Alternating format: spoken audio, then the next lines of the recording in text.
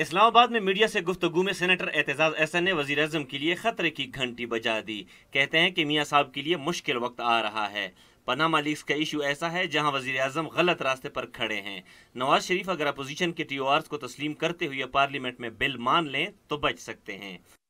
Opposition نے جو بل داخل کیا ہے اس کو تسلیم کر کے اس کے تحت تفتیش اور تحقیق کرانے کے لیے تیار ہو جائے، اپنا اور اپنے خاندان کی تحقیق، تو پھر شاید اس کے لیے راستہ کوئی نکل سکتا ہے۔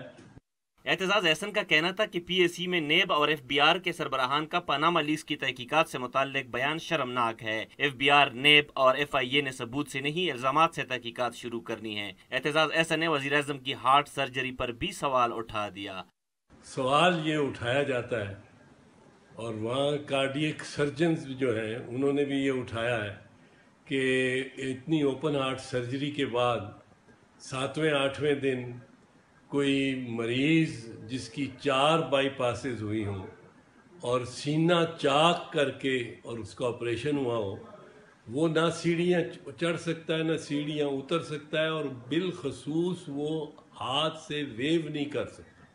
اعتزاز احسن نے کہا کہ وزیر اعظم نواز شریف نے سب سے بڑی غلطی اپنے بیٹے کا ٹی وی پر بیان ریکارڈ کروا کر کی۔ وزیر اعظم کے دیے گئے ثبوت مشرق اور بیٹے کا بیان مغرب کی طرف جاتا ہے۔ ساتھی رپورٹر محمد بلال کے ساتھ انعام اللہ خٹک، ڈان نیوز، اسلام آباد۔